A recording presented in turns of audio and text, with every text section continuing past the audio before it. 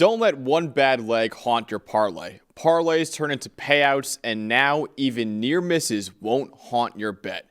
The NFL season is here, and DraftKings Sportsbook, an official sports betting partner of the NFL, is rewriting the rules with Ghost Leg, a new game-changing promotion that turns close calls into cold, hard cash. Best of all, it's available to all DraftKings customers. Here's how it works. Build any 3+ leg pregame NFL parlay on Sunday, apply your Ghost Leg token, and if one leg loses, DraftKings makes it vanish like it never existed and pays you out in cash for the rest. Last season, over 30 million parlays were lost by a single leg. This year, Ghost Leg gives those busted bets a second life. No more busted parlays that haunt you all season. With Ghost Leg, the bad leg vanishes. The payout doesn't.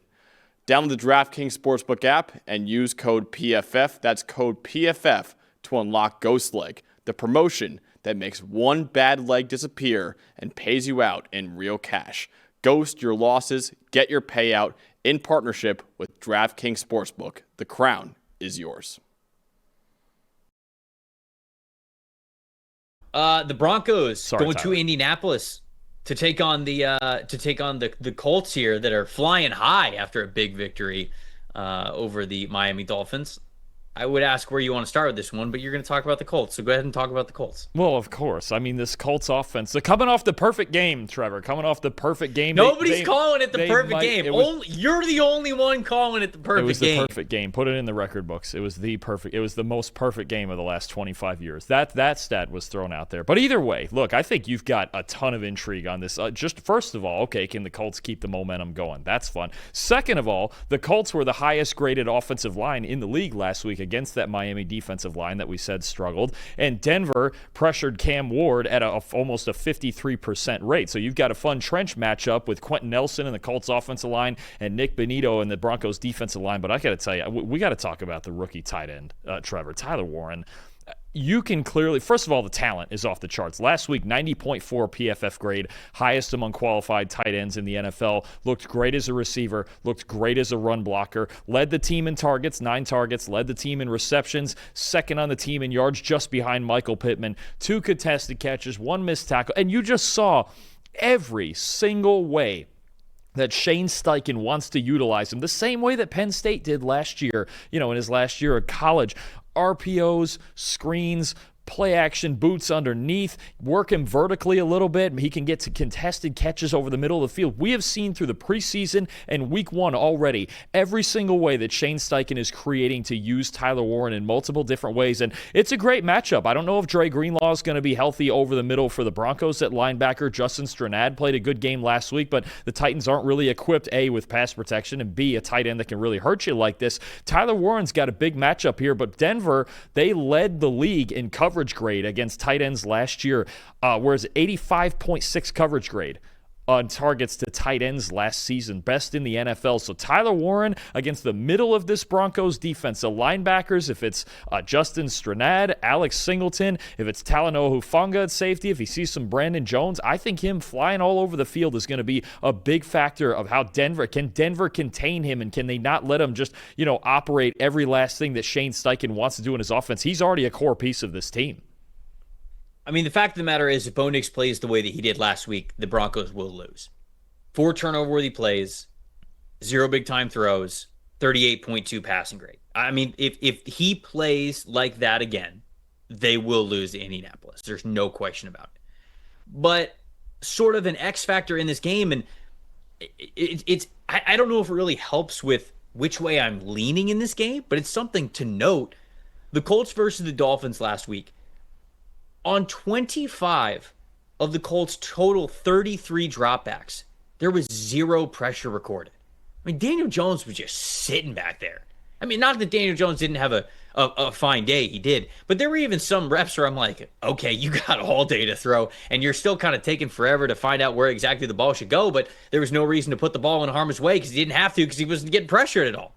Now he is going up against a defensive line that is largely similar to what it was last year, and they had 392 total pressures, which was the most in the NFL. It's not going to be that easy for the Colts again.